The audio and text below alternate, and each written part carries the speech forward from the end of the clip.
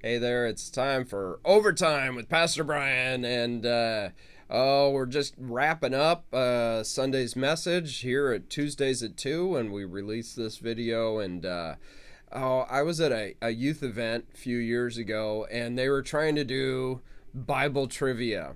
And so they're doing this at the youth event, and the question for the kids was, who was the oldest man in the Bible? And the kids didn't know, and I knew that the answer they were looking for was Methuselah, who lived 969 years, I think, there, and he's listed in Genesis. But so I knew they were looking for Methuselah, but none of the kids could come up with it. So one of the leaders said, "Hey Brian, what's the answer?" And I said, "It's a trick question. The answer is Jesus, because he's still alive." And so, which is true. If we believe that Jesus is alive, he rose from the grave. Nine days ago, we celebrated Easter Sunday.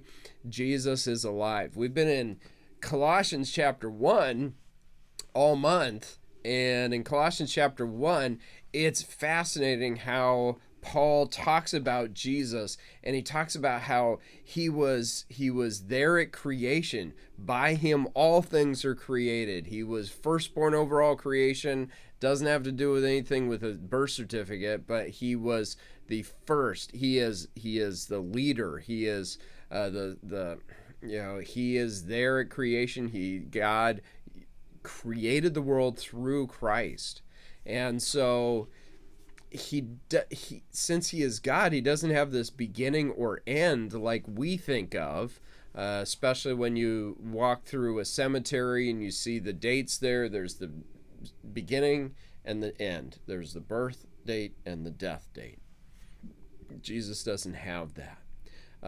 We celebrate Easter, and we celebrate on Sundays. Our Jewish friends, the Sabbath is on Saturday, and there are some Christians too that meet on Saturdays because that is the Sabbath that God ordained there in the Old Testament. However, in the New Testament, the switch came early on where Christians started worshiping and gathering on Sundays as a reminder of the resurrection of Jesus.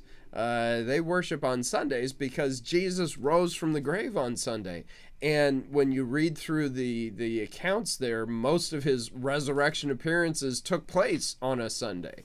And so we celebrate Easter. Easter happened to the world. It was a world-changing event, the death and resurrection of Christ. Salvation is possible in this life so that we can have a home in heaven and be forgiven of our sin. And so on Sunday, I tried to do an after Easter message, and I don't know how well it worked, but the whole point was from Colossians chapter 1, verse 22 and 23, where after Easter, after you have not just the Easter for the entire world, but your own personal Easter resurrection, where you are born again and you've invited Jesus into your life.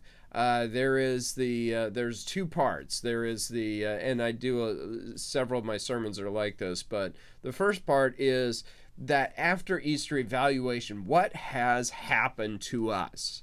You are reconciled. We've been talking about this all month. You are reconciled to God. The relationship is fixed. You are holy. That doesn't mean you're never going to sin or never going to make mistakes in life.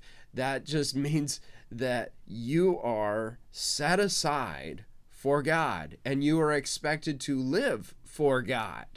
And you are holy and you are blameless. Blameless, again, that doesn't mean that it wasn't your fault. It means the charges have been dropped. Oh, you are at fault. It's your fault that you sinned in your life, but Jesus paid the penalty.